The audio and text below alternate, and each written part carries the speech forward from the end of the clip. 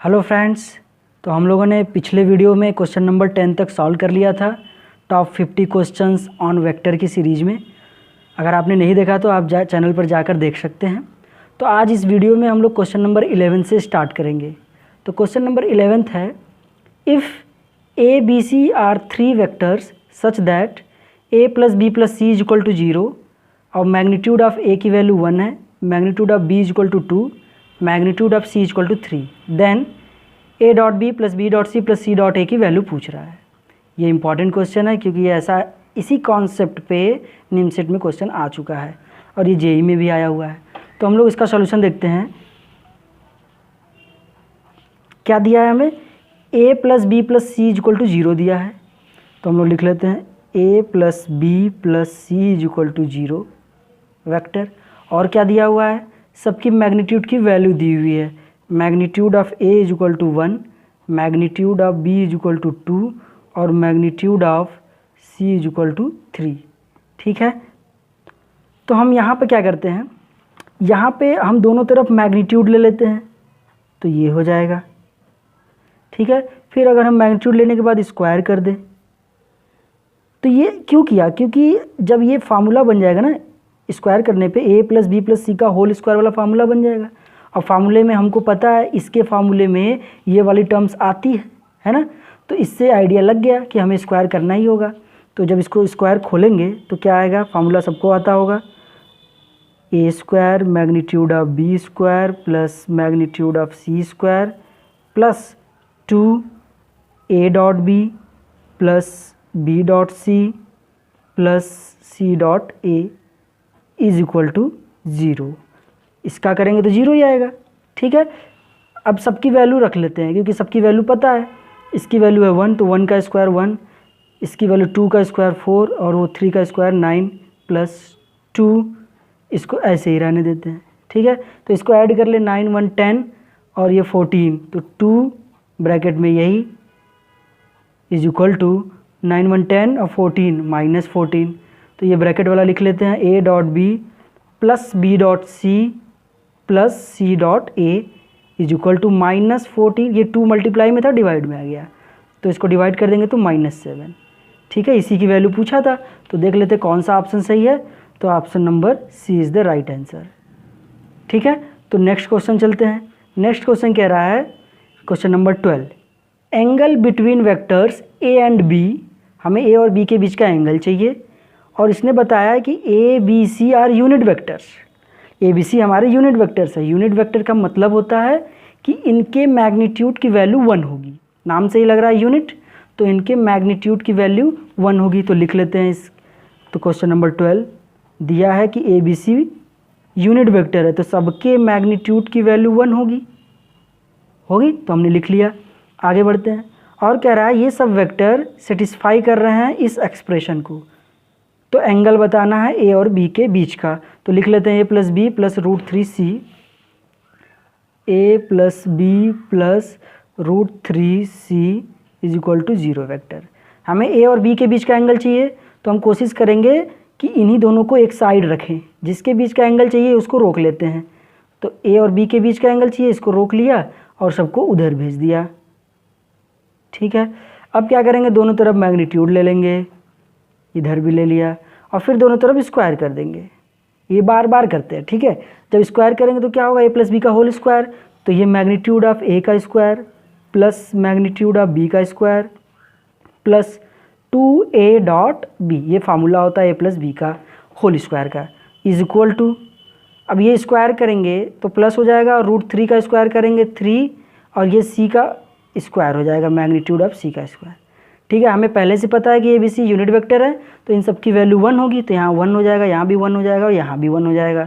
तो लिख लेते हैं 1 plus 1 plus 2 A dot B, यहाँ 1 नहीं लिखेंगे, ये मैग्नीट्यूड की वैल्यू है, यहाँ मैग्नीट्यूड नहीं लगा है। ठीक है, और 3 और इसकी भी वैल्यू 1 नहीं लिख रहा हूँ। ठीक है, तो 2a dot B is equal to हो जाएगा, ये 2 हो जाएगा, 3 माइनस 2 तो कितना आ जाएगा 1, तो a dot B is equal to 1/2। और हम लोगों ने पढ़ रखा है ए डॉट बी का फार्मूला क्या होता है, ए डॉट बी का फार्मूला होता है, A dot B is equal to होता है A magnitude B magnitude cos theta. ठीक है, ये फार्मूला है। ये थीटा क्या है, ए और बी के बीच का एंगल है। ठीक है, अगर यहाँ क्रॉस रहता तो फार्मूला होता A magnitude B magnitude sine theta, और एक अलग से एक यूनिट वेक्टर आ जाता है। ठीक है, ये फार्मूला आपको लर्न होना चाहिए।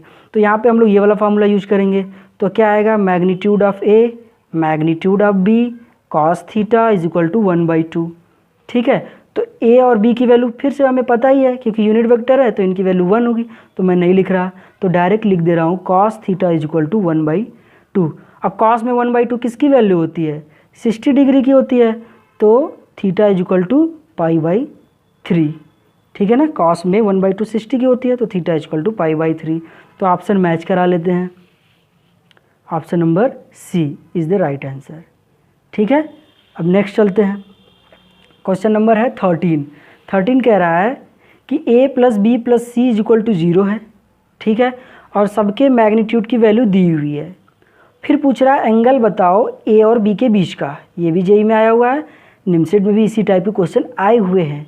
तो a और b के बीच का एंगल पूछ रहा है ना, तो इन्हीं दोनों को रोक लेंगे और सब इसको उधर भेज देंगे। ठीक वैसे ही दिमाग लगाते हैं। ठीक है, question number 13, a + b + c is equal to 0 दिया हुआ है। तो हमको a और b के बीच का एंगल चाहिए, तो इसको रोक लेते हैं और सबको इधर भेज लेते हैं। फिर वही कॉन्सेप्ट, मैग्नीट्यूड लगाएंगे दोनों तरफ, स्क्वायर करेंगे तो ये a + b का होल स्क्वायर बनेगा। तो वही फार्मूला फिर से a² b² + 2a.b is equal to, इसका करेंगे तो प्लस हो जाएगा वो मैग्नीट्यूड ऑफ c²। और यहाँ पे सबकी वैल्यू दी हुई है। मैग्नीट्यूड ऑफ a की वैल्यू 3 है, b की 5 है और 7 है c की, 3 5 7। तो यहाँ पर 3 रखेंगे तो 3 3 जा 9, और यहाँ 5 रखेंगे तो 25 + 2a.b, और c का क्या था 7, तो 7 49 हो जाएगा। तो 2a.b इज इक्वल टू 49 है, और ये 9 सब्ट्रैक्ट कर देंगे तो 40 बचेगा, और 40 में से 25 भी सब्ट्रैक्ट कर देंगे, 40 - 25 यही होगा।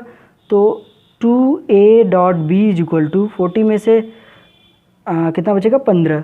ठीक है, 15 हो गया। ठीक है, अब a.b इज इक्वल टू हो जाएगा 15/2।